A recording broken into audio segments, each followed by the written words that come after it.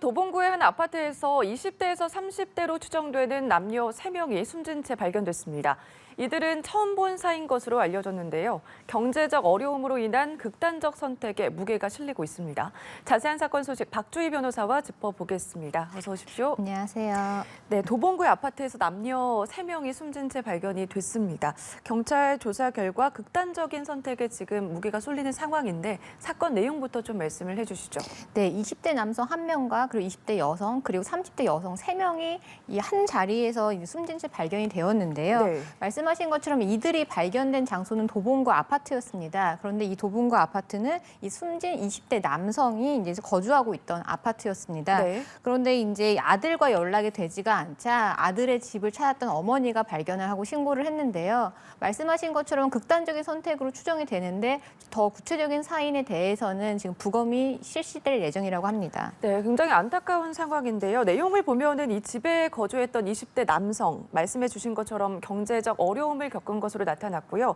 유서에서도 가족에게 미안하다 이런 유서가 발견되기도 했습니다. 이뿐만이 아니라 두 여성과는 지금 온라인을 통해서 만난 것으로 확인이 된 거죠. 네, 맞습니다. 극단적인 선택을 한 이유는 아무래도 경제적인 어려움 때문인 걸로 추정이 됩니다. 네. 그 20대 남성의 경우에는 본인이 운영하고 있던 가게 월세 그리고 아파트의 관리비 그리고 뭐 도시가스 요금도 몇 달째 연체 중이라고 했는데요. 네. 이런 생활고를 겪다가 극단적인 선택을 결심을 하고 또 이러한 극단적인 선택을 같이 이제 실행을 해줄 수 있는 사람들을 온라인에서 모집을 해서 이런 안타까운 일이 발생한 것 같습니다.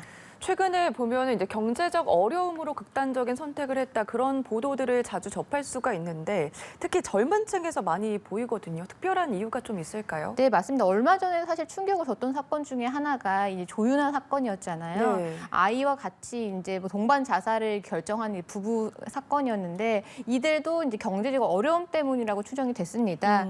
특히 요즘에 이제 20, 30대 우리나라의 자살률이 굉장히 높은데 네. 자살의 그 이유를 보면 많은 경우가 이제 경제적인 어려움이 많습니다. 그 이유를 한번 살펴보면 코로나가 장기화되면서 이런 모든 많은 분들이 이제 경제적 어려움을 겪었는데 아무래도 20, 30대 같은 경우는 뭐 사회적으로나 아니면 경제적으로나 아직 안정되기 이전이기 때문에 이런 코로나로 인한 뭐 실직이라든지 사업 부진에 대한 이런 피해가 더 직접적으로 좀 와닿았던 것 같고요. 네. 그리고 또 이러한 경제적인 어려움을 타개하기 위해서 뭐 암호화폐 투자라든지 주식이나 부동산 투자에 제일 적극적으로 뛰어들었던 것도 바로 20, 30대입니다. 그 대출을 받아서 뭐 투자를 하기도 했는데 아시다시피 최근 들어서 이제 국제 경제가 굉장히 침체가 되어 있고 또 금리가 인상이 되면서 이런 하락장에서 더 많은 피해를 입은 게 20, 30대로 추정이 됩니다. 네, 코로나 영향도 있었고 그로 인해서 경제 상황이 지금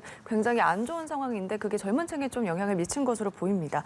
실제 말씀해 주신 것처럼 이 젊은 층의 코로나19 이후에 정신건강 악화 문제가 우려되는 이 통계도 있다면서요. 구체적으로 말씀을 해주시죠. 네, 맞습니다. 20, 30대 젊은 층에 앓고 있는 이 정신적인 문제는 단순히 우울이라든지 불안장에 그친 게 아니라 실제 이번 사건처럼 자살에 대한 충동이 굉장히 많이 늘어나고 있다고 하는데요. 네. 서울시 자살예방센터가 발표한 자료를 보면 통계 자료에 너무 명확하게 나와 있습니다.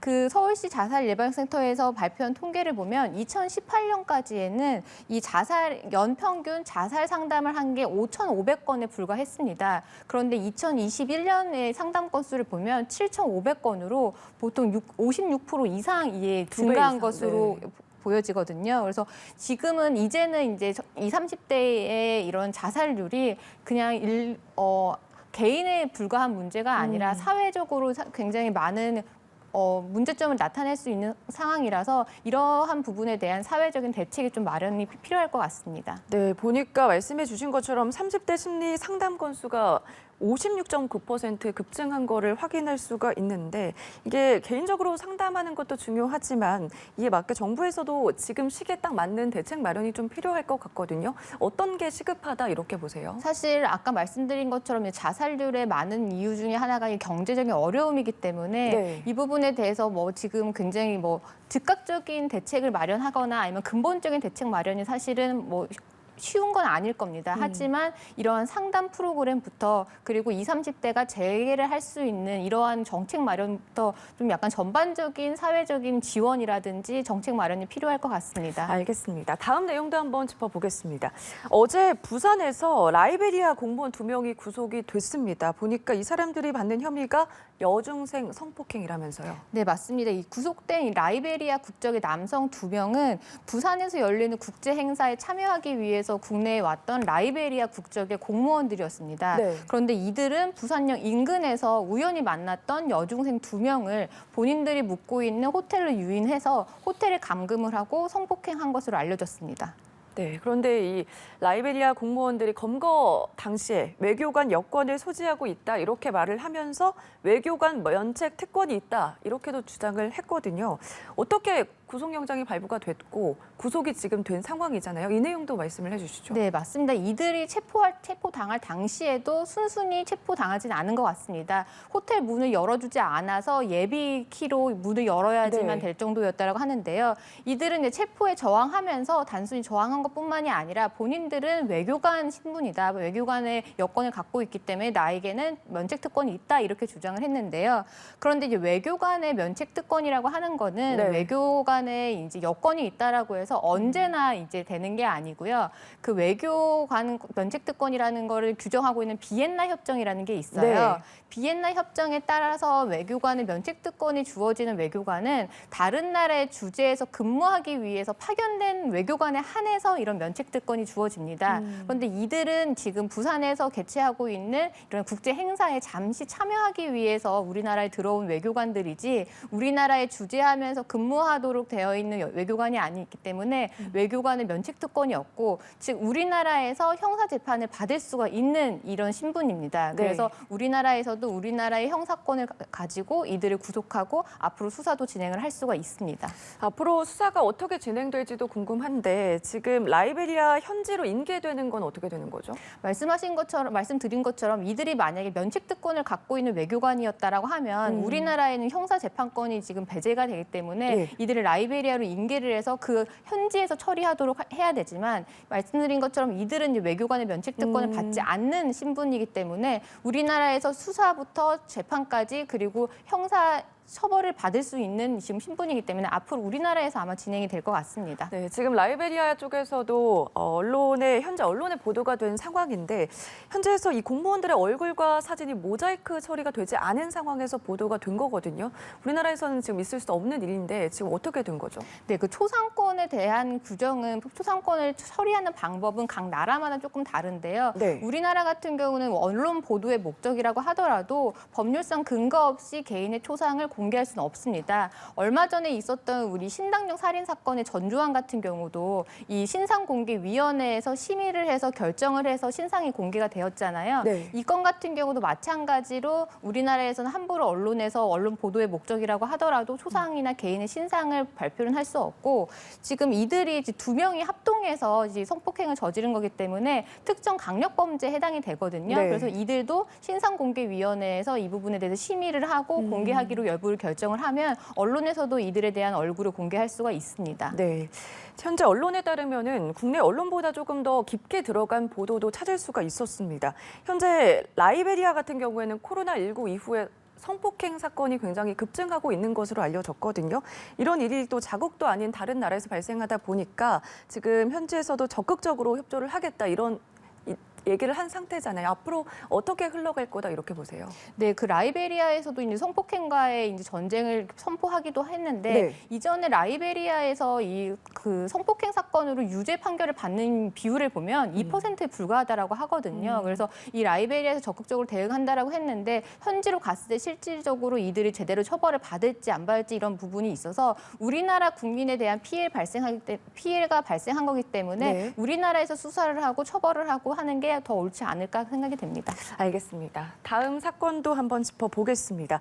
서울 광진구의 한 중학교에서 이제 교사로 재직하다가 학생들의 스쿨 미투 고발로 이제 파면이 된 상황이었고요. 이와 관련해서 최 모 씨가 파면 처분 취소 소송을 냈거든요.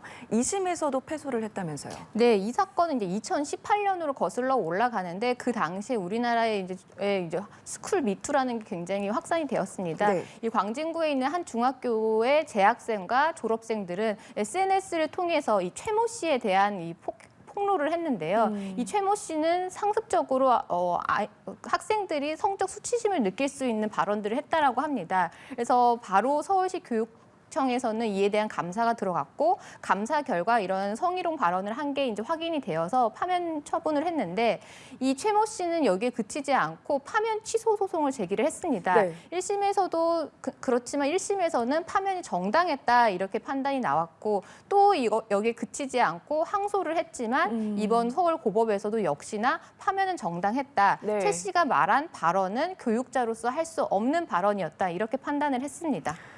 네, 이 교사는 학생들을 이제 반복적으로 성희롱하고 학대한 혐의로 또 형사 재판에도 넘겨졌었는데 항소심 결과도 나왔거든요. 근데 이에 대해서 상고를 했다면서요. 네, 이 최 모 씨의 행위 같은 경우는 행정적으로 봤을 때 파면에 해당이 되는 사용 일 뿐더러 형사적으로도 이제 죄가 되는 건데요. 이 최 씨 같은 경우는 아동학대죄 위반으로 기소가 되었다가 이제 징역 6개월에 집행유예 2년이 선고가 되었습니다. 그런데 이 최 모 씨 같은 경우는 형사재판에서도 1심에 이어 항소심에서도 본인의 발언은 그런 의도가 아니었다. 수업을 잘 집중하기 위한 교육적인 발언이었다. 이렇게 부인을 했는데요. 네. 1심에 이어 2심에서도 1심의 형을 뭐 정당하다고 봤고요. 그렇지만 이제 최 모 씨는 또 부당한 양형이 너무 무거워서 부당하다라고 하면서 상고를 했는데 특별한 이유가 있지 않는 한 대법원에서도 같은 형이 나오지 않을까 그렇게 예상이 됩니다.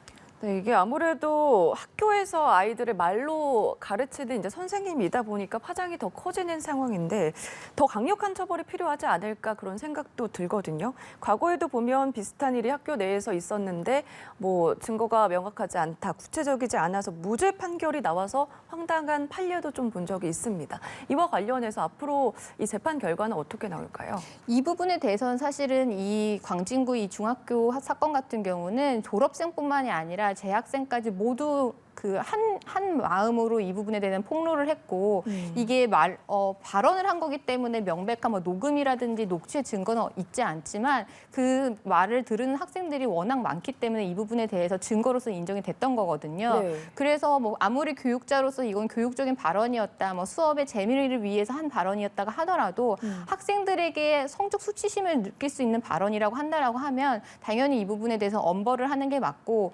보통은 이제 파면을 한다고 하면 행정적인 불이익을 줬으면 형사처벌에 대해서는 사실은 이 부분에 대해서 그냥 넘어가자라는 부분도 되게 많았는데 네. 말씀드린 것처럼 행정적인 부분과 형사적인 부분은 전혀 별개이기 때문에 이 부분에 대한 합당한 불이익한 조치가 나가는 게 맞다고 생각을 합니다. 네, 알겠습니다. 끝으로 사건 하나만 더 짚어보겠습니다.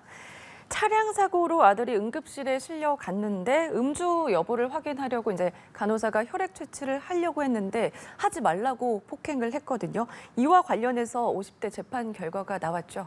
네, 맞습니다. 이 도로교통법 시행령에 따르면 교통사고가 났을 때는 이 교통사고 조사를 위해서 음주를 했는지 안 했는지 이 부분에서 반드시 조사를 하도록 되어 있습니다. 네. 그래서 이 50대 이 아들 같은 경우는 차량 전복 사고로 병원에 실려갔기 때문에 정말 운전 중에 음주를 했는지 안 했는지 이 부분은 체열을 통해서 파악을 해야 되거든요. 그래서 간호사들이 이제 체열을 하기 위해서 음주 측정을 하기 위해서 체열을 하려고 하니까 본인의 아들의 몸에 손대지 말라라고 하면서 이 단순히 저항한 것뿐만이 아니라 30분 이상 간호사들에게 욕설을 하고 심지어 체열 키트가 담겨 있는 이 선반을 발로 차서 이 간호사들의 머리에 맞게 해가지고 상해를 입히기도 했거든요. 그래서 이 부분에 대해서 의료법 위반 그리고 상해로 인해서 이제 기소가 되었는데 네. 재판부는 징역 10개월에 집행유예 2년을 선고를 했습니다. 네. 과거에도 근데 보니까 동종 범죄로 처벌 전력이 있는 것으로 나타났거든요. 그렇게 봤을 때 재판부의 판결이 적절했다 이렇게 보세요? 재판부는 이제 판결문에서 상해 정도가 지금 그러니까 간호사들이 입은 상해 정도가 2주에서 3주 정도의 치료를 요하는 굉장히 경미한 이 상해였다라고 하면서 이 부분을 양형에 참작을 했다라고 밝혔거든요. 네. 그런데 다만 이 사람의 이 기소된 피고인의 전력을 보면 2013년에도 공무집행 방해로 약식 명령을 받은 전력이 있고 2016년에도 같은 죄로 징역형과 집행유예를 선고받은 전력이 있는 사람이거든요. 네. 이 사람 같은 경우는 굉장히 폭행의 습성이 있는 사람이고 반성하지 않는 기류가 있기 때문에 실질적으로 간호사들이 입은 피해에 국한해서 양형을 보기보다는 이 사람의 폭행의 습성이라든지 그리고 특히 요즘에 의료진에 대한 폭행이라든지 특히 응급실에서 발생하는 범죄에 대해서는 좀 엄단할 필요가 있기 때문에 네. 양형 부분이 살짝 좀 아쉬운 부분도 있습니다. 알겠습니다. 네, 오늘 여기까지 들어보겠습니다. 지금까지 박주희 변호사와 짚어봤습니다. 고맙습니다.